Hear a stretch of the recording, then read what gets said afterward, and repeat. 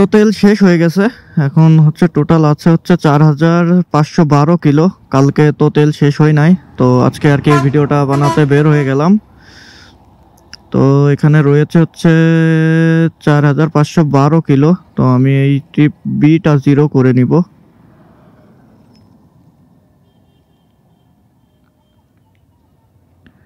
Trip beta zero করে নিয়ে দেন তারপরে ইয়ে করব। ট্রিপ বিটা আমি জিরো করে নিলাম। এখানে হচ্ছে দেখো 399.3, আর এখানে হচ্ছে জিরো। ঠিক আছে, টিপ বি এ দেখো এখানে টিপ বি লেখা আছে। আর এটা হচ্ছে মোট চলা হচ্ছে 4512 কিলো। এখন আর কোনো রকম স্টার্ট নেয় না, আমি দেখাচ্ছি তোমাদের।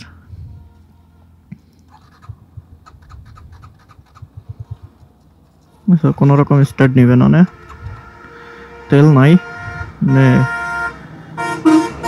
অলরেডি সাইডে রয়েছে। আর কত চাপ দেবে, পিছনটা এসে নাম ফিসে দেয় আর একজন। তো এখন তেলটা পুড়তে হবে। তো পিছনে ব্যাগ রয়েছে, ব্যাগের থেকে তেলটা নিয়ে তেলটা পুরবো। আর হাফ লিটার পুরে আমি চেক করব। পুছে তুঝে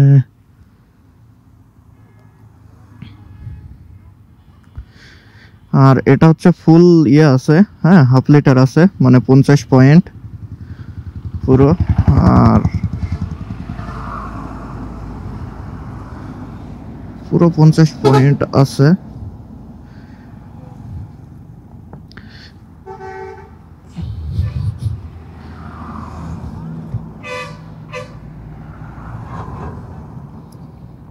পয়েন্টে পুরে দেখবো কত দূর যাই। তো ভালো করে পুড়তে হবে যেন বাইরে না পড়ে, কারণ বাইরে পড়লে হালকা মনে করো যেটুক বাইরে পড়বে ওইটুকুই মনে করো সমস্যা।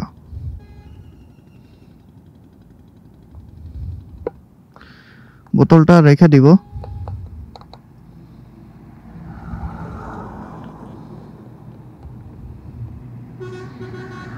বোতলটা ফেলাবো না, কেননা এই বোতল দিয়ে আবার পাম্পেতে তেল নিতে হবে। এখন একবারে স্টার্ট হয়ে যাবে, তার আগে আমি তেলের বোতলটা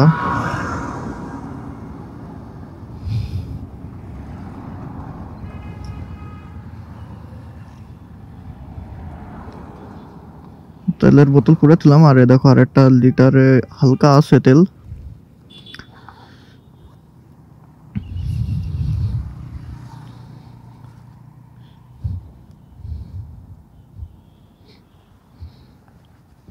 তো এখানে না ট্রিপ বি তে করে থুই, যেহেতু 00 থেকে শুরু করছি সেক্ষেত্রে ট্রিপ বি তেই করতে হবে।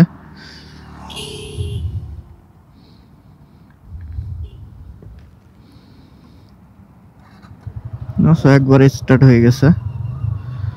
তো চলো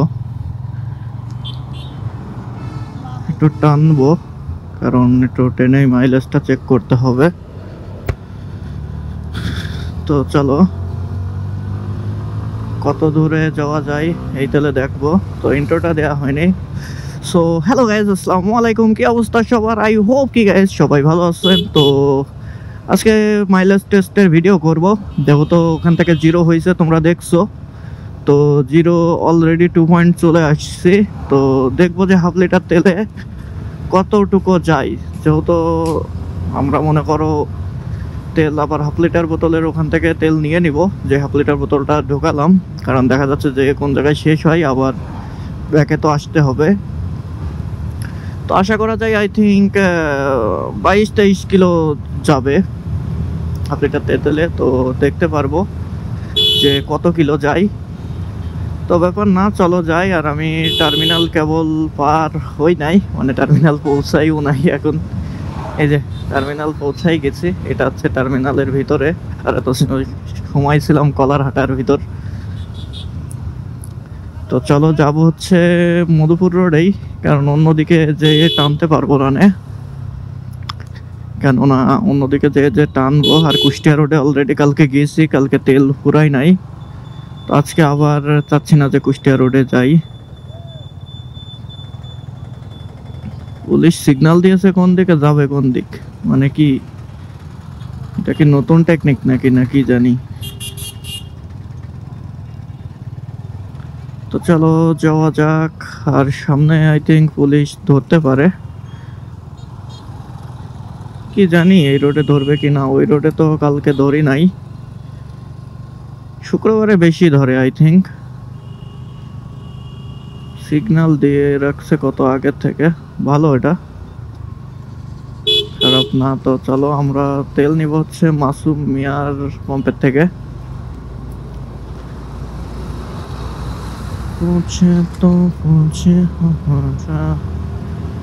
তো চলো কত কিলো যাই দেখি। আর আসলে এই গাড়ি মাইলেজ ভালো দেওয়ার কথা, তারপরেও কেমন মাইলেজ দেবে টেস্ট না করে বলা তো যায় না।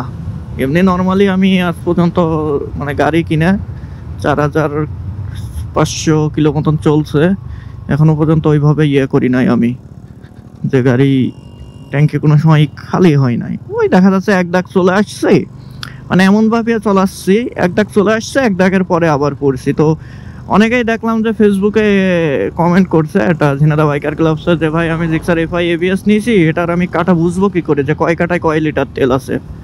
ভাই কয় কাটায় কয় লিটার তেল আছে এটা তো আমি আন্দাজ তোমাকে দিতে পারবো না। এখন যদি 500 টাকার তেল নাও তাহলে তোমার 3 কাটা তেল ওঠে, তো 500 টাকায় টোটালে হচ্ছে তেল হয় 4 লিটার এখন অনুযায়ী, মানে 1 পয়েন্ট কম হয়। আর হিসাব হচ্ছে যে তুমি কিরকম দিবা, কি মানে কিরকম ভাববা যে কোন কাটায় কত কিলো, এটা মানে কয় লিটার আছে এটা তোমার উপর ডিপেন্ডস করবে। বাট আমি যেটা পার্সোনালি বলবো যে এই যে 1 কাটা তেল যখনই এসে লাফাবে, 2 কাটার থেকে 1 কাটা যখনই এসে লাফাবে, তো আনুমানিক একটা আইডিয়া করবা যে 30 কিলো চালানোর পরে আমি তেল আবার পুরে নিব। 30 কিলোর বেশি যেন না যাও, বেশি যায় মানে 1 কাটায় তেল থাকলে 2 কাটার থেকে, মানে 2 কাটার থেকে যখনই 1 কাটায় আসে তখনই তোমার মনে করো মিনিমাম তোমার এই ট্যাঙ্কিতে তেল আছে 2 লিটার।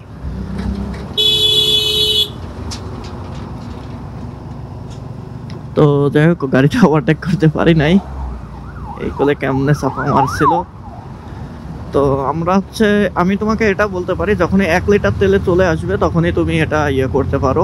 তো আই থিঙ্ক এপালে চলাইলে মনে হয় না কোনো জায়গায় দাঁড়ানো লাগবে কিংবা কোনো জায়গায় বাধা লাগবে।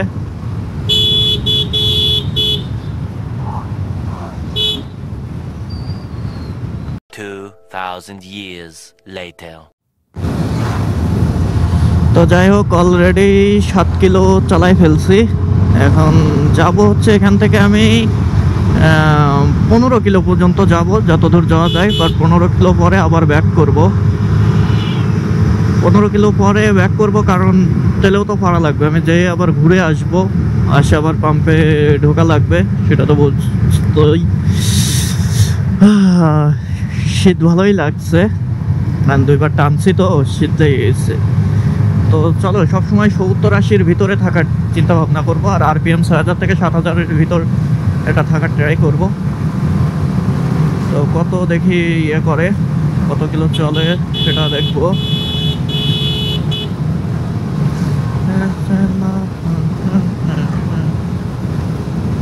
খুব সাবধানে বাজার ঘাটের থেকে, আর গাড়ি এরকম পাকানো করে না চালানোই আমার মতো হবে ভালো, কারণ কোন জায়গার থেকে টায়ার স্লিপ করবে কেউ বলতে পারবে না। এমন জায়গা থেকে টায়ার স্লিপ করবে যেটা স্লিপ করার কোনো কথাই ছিল না। তো এরকম খুব হয়, তো বি কেয়ারফুল যারা। আর মাওয়া ছাড়া তো আসলে আমাদের গাড়ি টপ ওইভাবে চেক করার রোডই নাই আমাদের ঝিনাইদহে। আর 6 লেনের হওয়ার কথা আছে, 6 লেন রোড হোক, হইলে হয়তো বুঝতে পারবো যে কত দূরে। অলরেডি 8 কিলো চলাই ফেলছি, গোয়ালপাড়া চলে আসছে, হয়তো গোপালপুর পর্যন্তই যাব, তার বেশি হয়তো বা যাব না। তারপরে চলো যাই, আর মাইলেজ কত পালাম সেটাও তো তোমরা দেখবা, যে এই গাড়ি থেকে মাইলেজ কেমন পাওয়া যায়, হাইওয়ে রোডে কেমন চালাচ্ছি। শহরের ভিতর চালাচ্ছি না, মানে শহরের ভিতর চালাচ্ছি না, আবার টুকটাক জ্যাম পাচ্ছি। ধরো যেটা পাবো সেটার থেকে 2-1 কিলো কম শহরে হয়তো বা পাইতে পারো। তো চলো একটু চালাই শেষ হোক, কারণ ভিডিও আজকে বেশি বড় করব না। 2000 years later. তো 12.7 কিলো চালাইছি, আর আমি হাটগোপালপুর বাজারে চলে আসছি। হাটগোপালপুর বাজার এখান থেকে, মানে যেখান থেকে আসছি এখান থেকে 12.7। আর হাটগোপালপুর বাজারে দেখো একটু আছে, একটু বলতে ভাঙা টাঙা আছে, মানে একটু জ্যাম, এই বাজারে জ্যাম থাকবেই। আর এটা হচ্ছে সেনাবাহিনীর গাড়ি।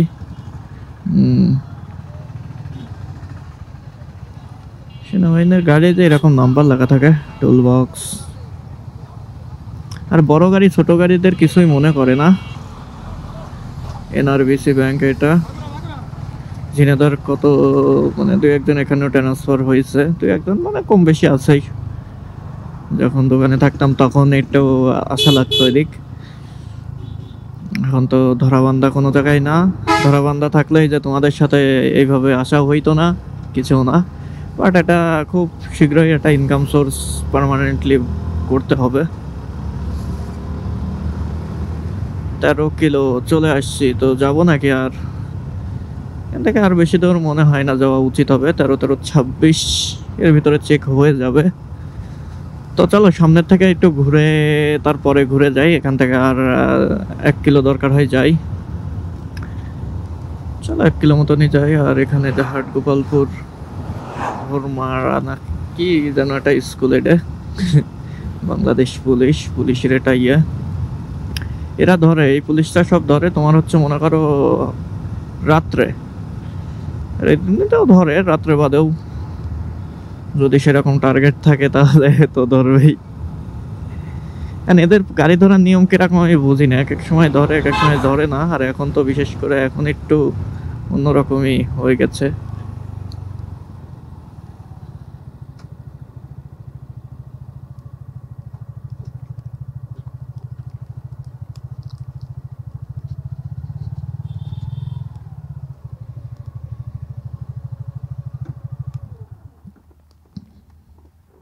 $2,000 years later. তাহলে জিক্সারে মনে করো কি বলবো, ধরলে যদি এরকম 100 ওঠে, বাট টপ কত এটা আমার এই বাইকে আমার চেক করার দরকার। কেননা টপ স্পিড আসলে চেক করার দরকার, যে top speed Gixxer FI ABS এ কত। এমনি তো কোম্পানি এক এক রকম এক একটা দেয়, বাট এক একটা গাড়িতে এক এক রকম ইস্যু লাগায় তোমার, তারপরে মনে করো চেক করে যে আফটার মার্কেট জিনিস লাগায়। আমারটা পুরো এখনও স্টক আছে, হয়তো বা আমিও আফটার মার্কেট লাগাবো, বাট এখন না। স্টকটা কত ওঠে সব কিছু স্টকে সেটা দেখতে হবে। আর এমনিও গাড়ির নাম্বার করতে হবে, খরচ আর চারিদিকে পেলা ছেড়ে দিল।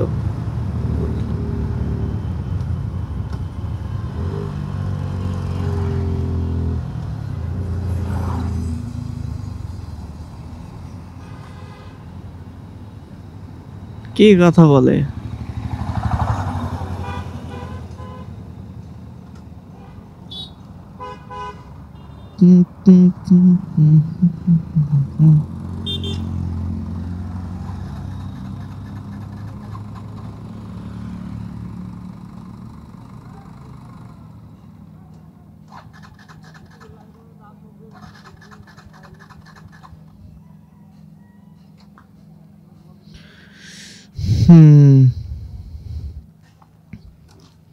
হয়তো বা টানের উপর আছি এই জন্য, নাকি তা জানে। 18.9 মানে 20 40 করে পাইলে তো এর থেকে তো আমার মনোটান ভালো ছিল। হতাশ, আমি হতাশ ব্রোদা।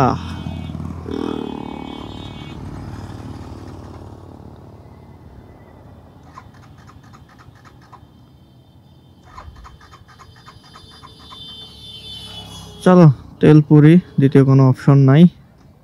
তো মাইলেজ পাইছি হচ্ছে 20-40 করে।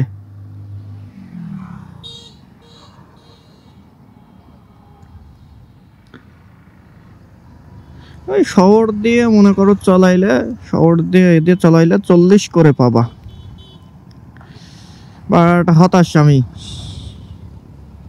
সত্যি কথা বলছি যে এফআই এবিএস এ আমি এমনটা আশা করি নাই। বাট চালানোর উপরেও রাশ চালাইছি, ঠিক আছে, বাট এমন নিয়ে চলবে নাকি, তাই বলে এটা দিয়ে রাখছিলাম যে। সো যাই হোক, মাইলেজটা কেমন পেলে দেখলে। সো আই হোপ কি গাইজ তোমাদের জিক্সারের মাইলেজ আমারটা কত দেয় একটু দেখলে। আর আমি একটু 5 বার প্রায় 100 মারছি, মানে একসাথে উঠাইছি।